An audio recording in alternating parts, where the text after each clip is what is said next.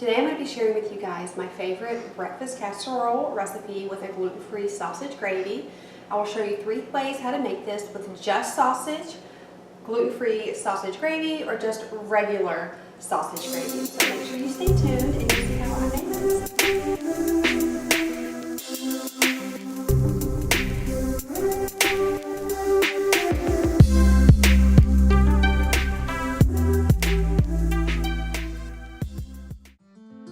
Hey there, I'm going to start off with these main ingredients. My Jimmy Dean all-natural sausage, 10 count of hash browns, I got these from Target, and also medium-sized eggs.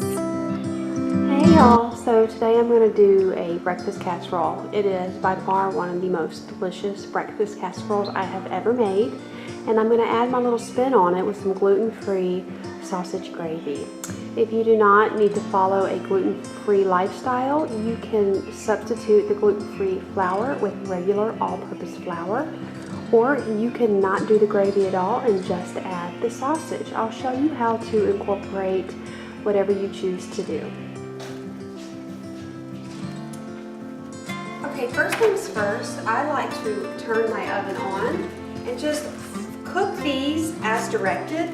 This says 450. And you can also use a pack of tater tots if you can't find these in your grocer's freezer. I like these, but if I can't find them, tater tots work beautifully. This says 450 for about 15 to 20 minutes. I'm going to first align them on a cookie sheet so they can get nice and crispy.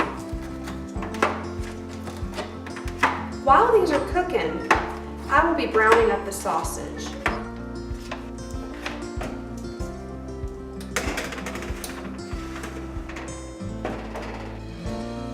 Now I'm going to be adding the sausage. Like you'll see in other videos that I make, I always use the Jimmy Dean all-natural sausage. It is my favorite. You can use whatever sausage you like best. You'll see in a lot of my cooking I use scissors. I have special kitchen shears that I like to keep on hand. A little mom hack here. You can cut up grilled cheeses, waffles, pizza.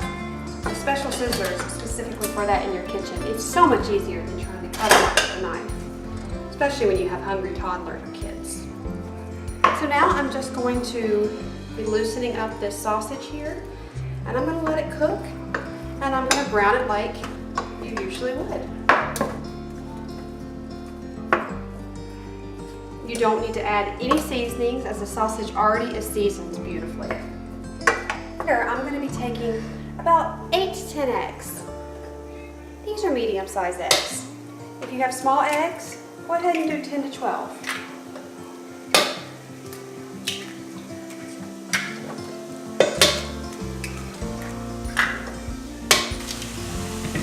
I'll just scramble them up.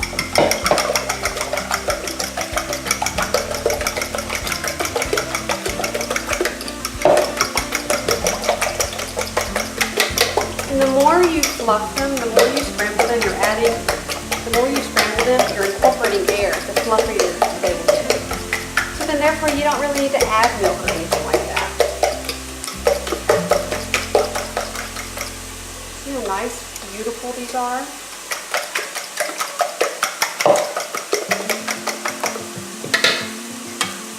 I like to add a little bit of pink Himalayan salt, some fresh ground pepper,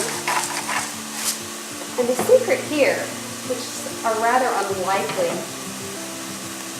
seasoning, ground mustard. You don't have to incorporate this, but this is just a little something that I do. It gives it a little something extra. You just need a teaspoon. Again, if you don't have ground mustard, that's okay. You can do without.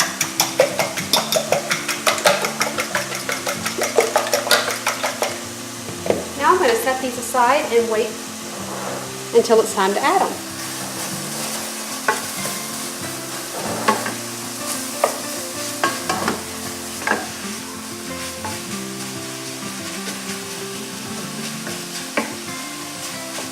It is really hearty, and even my picky eaters enjoy this. The sausage has browned very nicely. You can be done at this point. That is totally fine. You can be done, wait for the hash browns to cook, and I'll show you how to layer that. Or you can do a little extra, and I'm going to show you how to make a delicious gluten-free sausage gravy. Now, this is the trick. All Southerners have to learn how to make a good gravy. It is mandatory. So first things first, I've got my gluten-free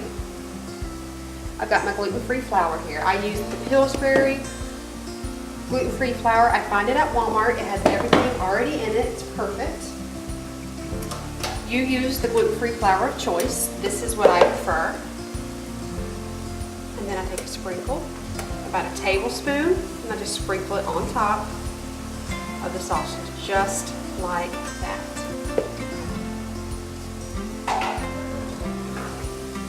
And now you're just going to work it in. You're just going to work that in, just like this. That's it. See how it's sticking? It's getting the grease on the bottom. It's kind of sticking to it. Now I'm going to let that cook for about 30 seconds to a minute because I don't want it to have a floury taste. Okay? So you put that down and you just stir it around. If you see any extra grease on the bottom, you can sprinkle a little more if you want to. I will. I'm just going to sprinkle just a little bit more. See a little more grease on the bottom. So I would say 1 heaping tablespoon. See, there's no grease on the bottom here. See that? Now we're going to let it cook. Let's get that flour taste out of there. If you want to make this non-gluten-free, you do the exact same thing I'm doing, just use your regular all-purpose flour. All right, now I'm going to take about a cup and a quarter of milk. I'm just going to work that, okay? You're going to be working this. You're going to be getting the little bits off the bottom where the flour is sticking. You're going to just stir it around. You're going to do kind of like a figure 8. And you are going to work it all over that pan until you don't feel anything else sticking on there. Work it, work it, work it. This is what you do. And you stir it. Figure 8. Figure 8. And you're just going to work it. I don't feel anything sticking on the bottom. Nothing. And I'm just stirring it. And it's going to thicken up on its own. Again, you can do this exact same thing with regular all-purpose flour. You're going to get the same delicious result. Now it's already thickening up. Beautiful. I'm going to let it get a little bit of a boil here. I'm going to leave the temperature the way it is, and I'm going to let it come to a boil. At this point, I'm going to add just a little salt because obviously the milk isn't salted. I'm going to say about a teaspoon of salt. You don't want to go crazy with it because remember your eggs are already salted. Your hash browns have got a little bit of salt on them too. So don't go crazy with it. You could actually skip that step if you don't want to go overboard because you can't take salt. Okay, here we go. We're just going to keep working it. Look how it's getting nice and thick. I'm loving it. See, it's how it's sticking to the... You'll know when it's ready when I pull my spoon out and it is covering it beautifully. This is how you make sausage gravy, guys. This is just incredible over fresh biscuits or toast, scrambled eggs. I get so many compliments on my gravy. Everybody asks, well, how did you make it? What packet did you use? I say, oh no, we don't use a packet in this house. We don't use anything out of a packet or a box here if we don't have to. Look how beautiful. See how it's getting thicker? All right, guys, look at it. Look at the creaminess. Look at that. Yes. Now I'm going to take my spoon. This is the test right here. You take your spoon, you stir it in here. Yes, ma'am. Now you leave it alone. You turn the temperature off, and that sausage gravy is done. Look how beautiful. You guys, if you follow this recipe for this gravy, people are going to be flocking to your house for morning time for some biscuits. And it is absolutely to die for in this casserole. People will not know what that extra flavor is. It'll be your secret. Look how beautiful. Okay, the hash browns are done, and I'm just gonna line. You don't have to make it look pretty, not yet. Put them in here.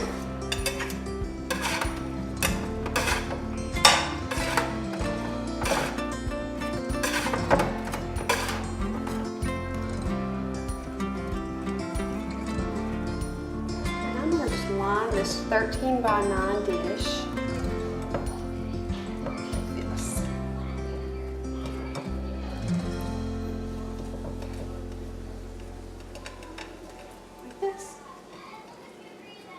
Always an extra, but I will usually just fill in the spots. And you can kind of press it down if you want to so there's no gaps, just like this. Now, like I had mentioned before, if you didn't want to do the sausage gravy, you just want to do the sausage, right now you can just top it with your brown sausage. We made the gravy. Look at this wonderful, creamy, gluten-free gravy.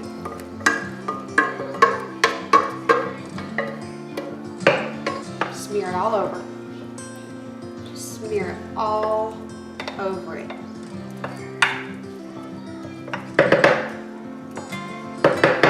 Then you take your 10 scrambled eggs, put it on the top.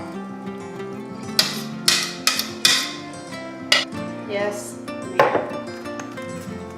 I do the Mexican blend, not the taco seasoning, the regular Mexican blend, or just regular cheddar, whatever you choose. But I do about I say about a cup of cheese.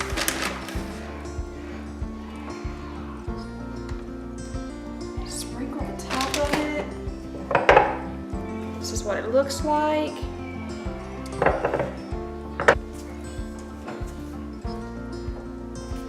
This in the oven at 375 for 25 minutes. Okay, it is done, and it is going to be so good. I'm going to plate it and show you guys what it looks like on the inside. Look how delicious. The eggs are fluffy, and the gravy is so savory. So good. So thank you guys so much for watching. I hope you guys make this, and make sure you follow me on Instagram and show me your creations. I love to see if you guys try my recipes. And let me know down below if you want me to make anything, any Southern comfort food. And also, if you haven't subscribed already, please consider subscribing. Thank you guys so much.